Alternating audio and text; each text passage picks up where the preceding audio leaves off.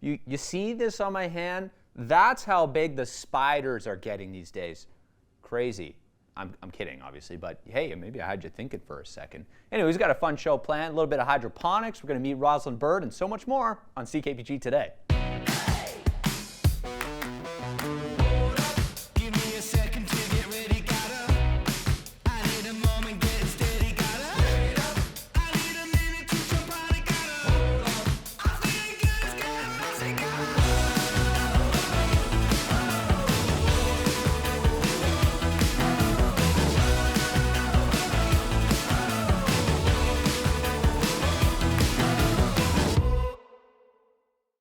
Inside here now talking about plants. Not just normal plants though. These are some plants on the wall, Chad. Tell me, what's the fancy name for what's going on here? Right here we have aquaponics, okay.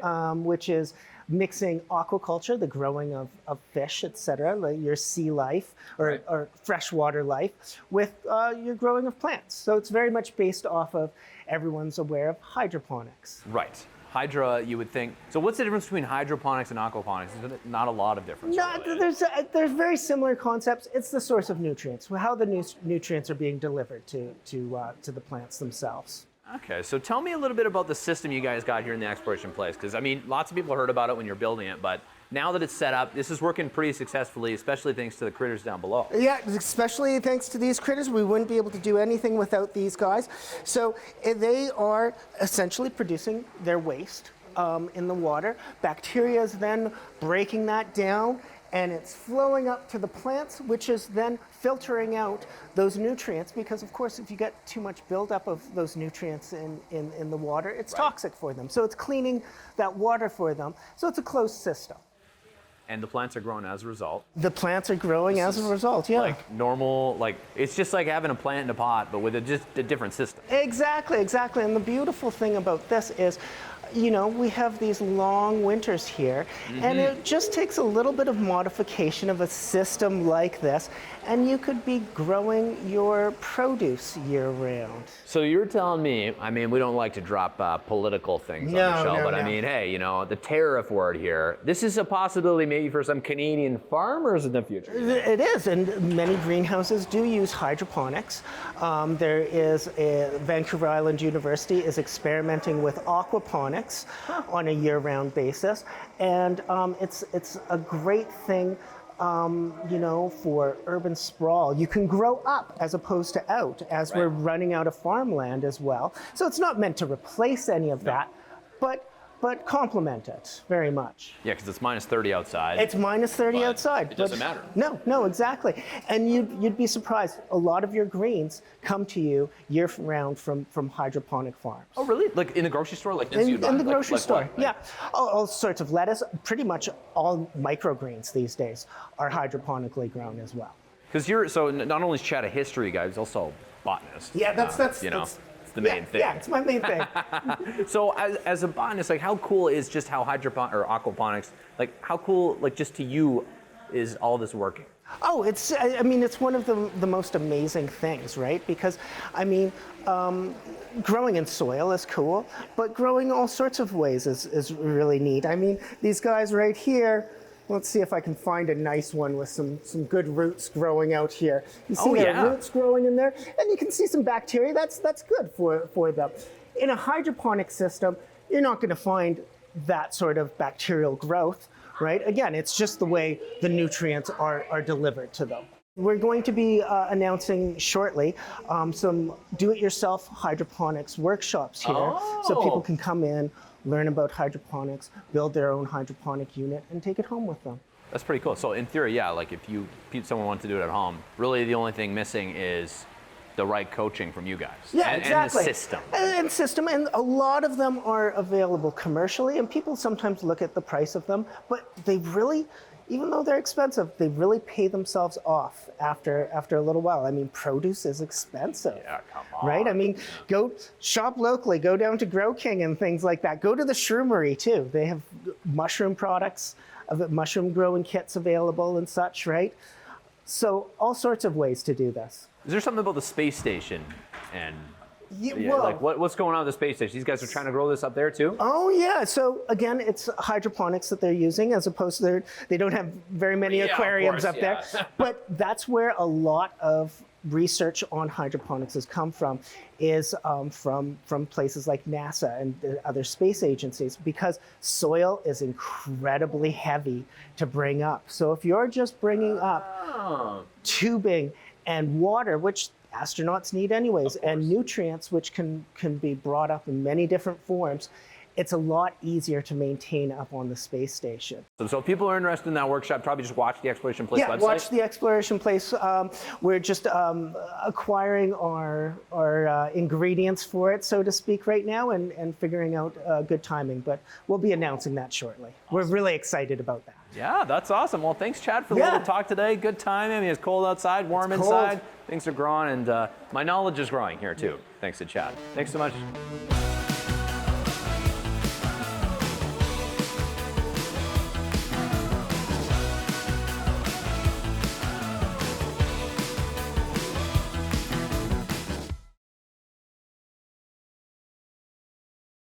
As you know, we like to get to know our local MLAs. Today we get the chance to get to know a new MLA for Prince George Valemount. That is Rosalyn Bird. Thanks for making the time, Rosalyn, to chat today. You're welcome. Yeah, so Pleasure to be here.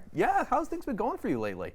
Well, a little busy. Yeah, new MLA, I would think so. Which, yeah, is probably an understatement, but yeah, so fairly packed schedule. Lot of new things to learn, lot of information to take in. So it's been busy. Well, it's good. You know what? I'm excited to see your action during question period. You got some big shoes to fill there, I guess that you could say. But we're going to do a little get to know session with Rosalyn today and ask you some fun questions. We had Kyle Giddens on and ask him his favorite Nickelback song and stuff. I don't know. I don't have that much ammo about you like I had blackmail for Kyle. But let's start with the most obvious question here, Rosalyn. Your last name's Bird. What is your favorite bird? Oh, that's a good one. Or do you have a favorite? Just all birds? I love birds. Yes? Okay. Interestingly enough, I have a lot of birds in the house. This was an observation my granddaughter has made a couple of times, actually. So like live birds, like John Rustad? No, not live birds like John Rustad. Okay. No. Just small birds, little birds like that. Little birds like on the set? Yeah, in artwork and things like that. And yeah, I do have feeders outside, so love little chickadees. Love magpies because they're cheeky. They are. Have you met Beardy, John Rustad's bird? I have. You have? Okay. Yes. And was it a nice? Very smart. Yeah? Very smart bird. Did the bird know that your last name's also Bird, so we better be nice? Probably not. But it wouldn't take much for her to figure that out. She's a very smart bird, actually. That's like it. John Rustad's on my list, too. I got to meet that bird. I want to. So. Okay, so second question. Obviously, you did a lot of work in the Navy. Do you have a favorite ship?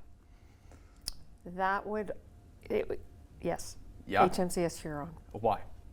I can't explain it. That particular destroyer had a very interesting aura. It was just a good ship. Everybody that sailed on there just enjoyed being on it. We were all very sad when she was decommissioned. How long did you sail on the Huron for? I was on there for a few years, actually. A few years? Yeah. Okay. Wow, yeah, that's a long time to... Do you ever get seasick? No? No. I guess that makes sense that you were able to make it in the Navy. Well, you'd be surprised. Lots of people in the Navy actually get seasick. Really? Okay. This is good. This is a good myth-busting thing today, too. Yeah. Your favorite beverage? I hear the Navy, there's big culture about coffee, but open it up to beverage of any kind. I do like coffee. Quite frankly, my favorite coffee, which people might think is odd, is McDonald's. Okay. Yep.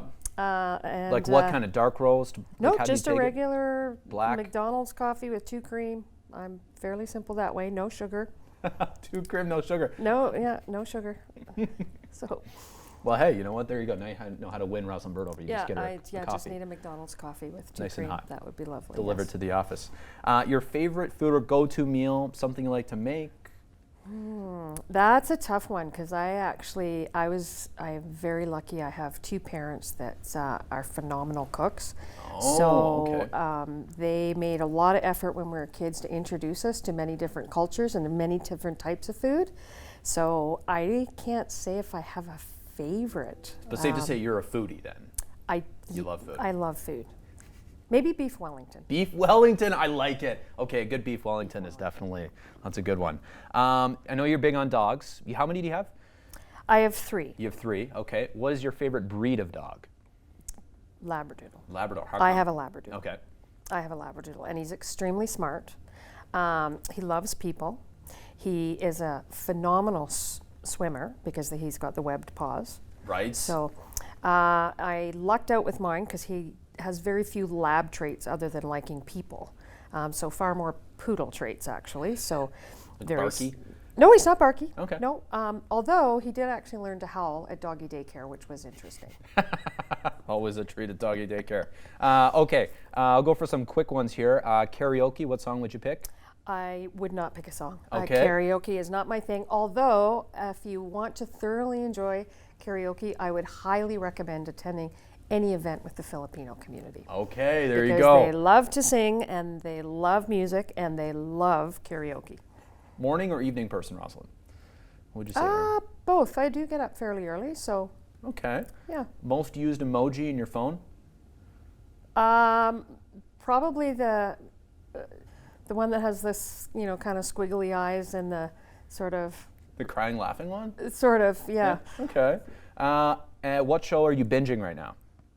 Any TV shows I or am not. movies? No. I period? watch very, very little TV Just actually. binging question period. Yeah, just binging question period. In preparation. Your favorite hobby, is it art, sports, entertainment? I like to spend a lot of time outdoors, so I like hiking. Okay. That's a good riding to have for that. Yeah, love to take the dog out. He likes being out in the bush as much as I do. So that's something that I thoroughly enjoy doing. Okay. Bonus question here as we wrap this up. Your favorite or coolest travel destination you've been? Vietnam.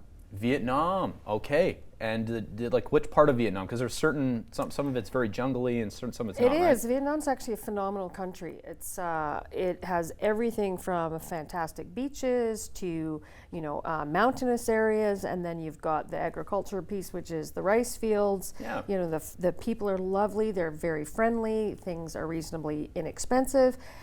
Unbelievable history because of the of the war. Of course, yeah. But and the food is unbelievable. Huh. So Did you sail there? I actually did go there with the sail Navy. there. Yes. I like it. Yes. Fun facts about Rosalyn Bird. Thanks so much for coming on today. You're welcome. Awesome. Good luck in your first session in question period. Thank you. Awesome. Miss an episode? That's okay, life gets busy. We get it. Or maybe you didn't miss anything, but you're here to watch that one feature again because honestly, it was that good. No judgment. Here's the good news. You can relive every moment of the CKPG Today Show whenever you want. Head over to ckpgtoday.ca, click on the Today Show tab, and voila. So grab some snacks, kick back, and binge away because let's face it, life's too short to miss out on great local TV.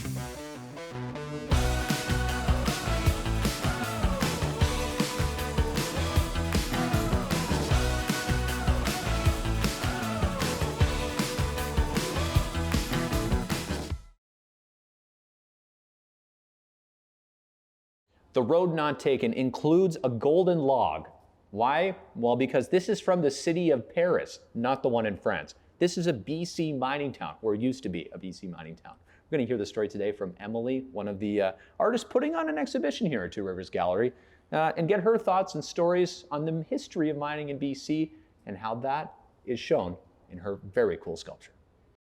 Now inside the second half of The Road Not Taken here at Two Rivers Gallery with Emily, this piece. Tell me a little bit about this, Emily, because from afar it looks very interesting. Thank you. Yeah, this piece is called Overburden, and it's I visited around 8 different gold and silver mining ghost towns across BC, and I made little interventions into some cabins that I found deep in the woods, and then I photographed those interventions and blew them up into this kind of 3-dimensional sculpture. Yeah, no, it's a very cool piece and a lot of depth to it as well here. Maybe the camera doesn't do it quite justice, but you got to come check it out yourself. Have you been obsessed with like abandoned mining towns, or like how did this start for you? Yeah, I've been making work. I come from like a home building background, and I've been making work about homes at the end of their lifespan for about 10 years. I've been in different, I've been in homes that are being torn down for infills in the Lower Mainland, abandoned farmhouses across the prairies, and then this is gold and silver mining ghost towns in BC. So I'm always interested in houses. I think houses are an extension of our body, and they're a very intimate way of looking at kind of the issues around colonization in Canada. Is there a particular abandoned mining town in BC that is most special to you? Definitely Sandon. Sandon in the Kootenays is a really amazing place. It has one of the largest silver mines. I think there's like 12 stories of mine shafts in the mountain. Yeah, and it's just this really cool little town that has like little campground in there and like an ice cream shop, but basically used to have 5,000 people. It now has 6 people living in it, and it's just a really special place to check out. Do you find it creepy? Like, do you do ghosts as well while you're there? I don't find it creepy. I feel pretty safe wandering around in the woods.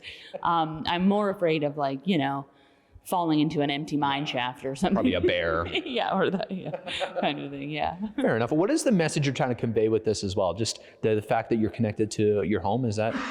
Well, I'm looking at kind of the myths we tell as like the Canadian myths we tell, and the myth of the gold rush looms very large in the Canadian imagination, but actually very few people really made it rich, and the most wealth was earned by people selling the shovels as opposed to actually digging out the gold.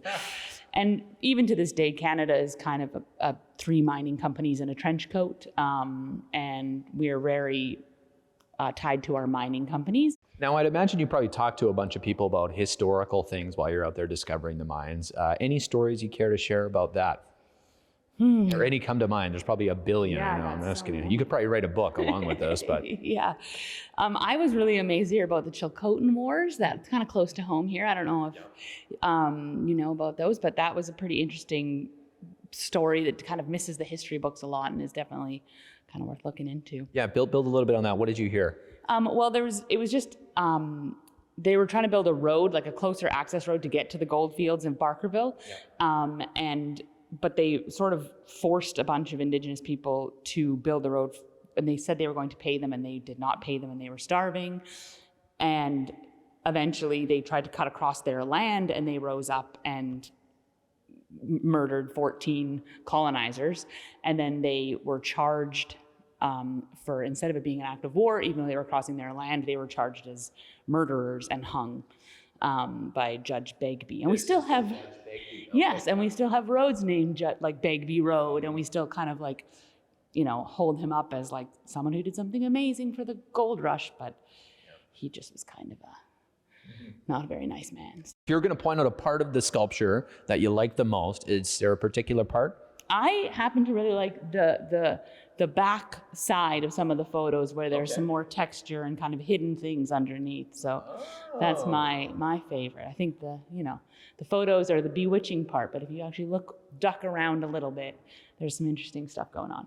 Interesting. Okay, well, yeah, definitely you should come down here and check this out yourself, because obviously, like I mentioned in the first part, the camera does it pretty good, but can't do it all justice. So thanks for your time today, Emily, and yeah, thanks for bringing this to Prince George. It's a great exhibit to have here. Thank you.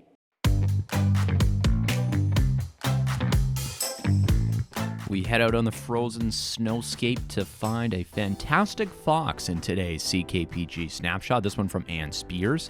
Thanks so much for sending this one in. Yeah, I wonder what that fox is up to. Looks a little mischievous, if you ask me. But anyway, the fox is one of those things that they don't mind the cold temperatures, I think. Look at that nice furry coat. Thanks so much for sending this one in, Ann. If you have a snapshot, send it our way. snapshot@ckpg.com.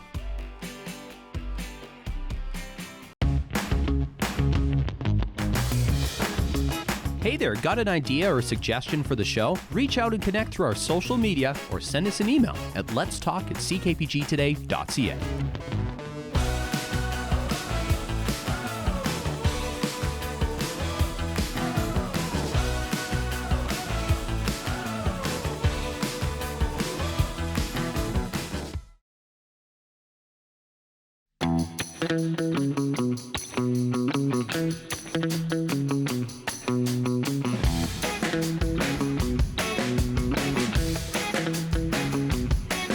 Here's what's coming up in our community. Check out The Coldest Night. It's It's a fundraiser and a chance to build some awareness for those folks who spend time outside on the streets. This is in support of the association advocating for women and community. You can sign up for that one online. Check out the PG Roll-A-Dome for Black History Society's celebration. This is their annual gala celebrating community, history, and culture.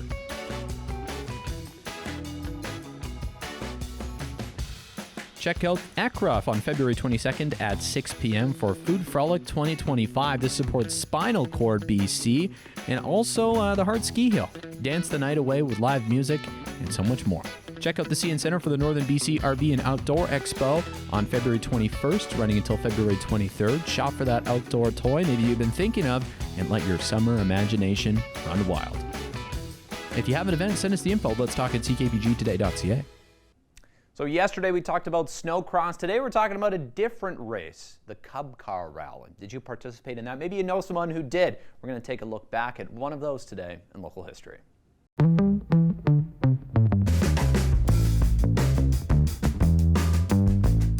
Look back on an iconic race today in local history. In 2001, this particular photo was taken. The Hot Wheels Cub Car Race Rally in Pine Center Mall. There's a lot of these held over the years. They do still do this today, but it is in a bit of a different format, but definitely some cool memories here over the years. Plenty of these races done for local Cub racers. Yeah, you remember when Pine Center Mall used to have all sorts of crazy events there in the atrium? I remember going to see a zookeeper who brought a bunch of iguanas. Anyways, that's about enough of my core memories, and thank you so much for watching. Hope you learned a little something, and maybe, hey, we even led to a little bit of nostalgia for you. We'll see you for more great stuff tomorrow, okay? Bye for now, folks.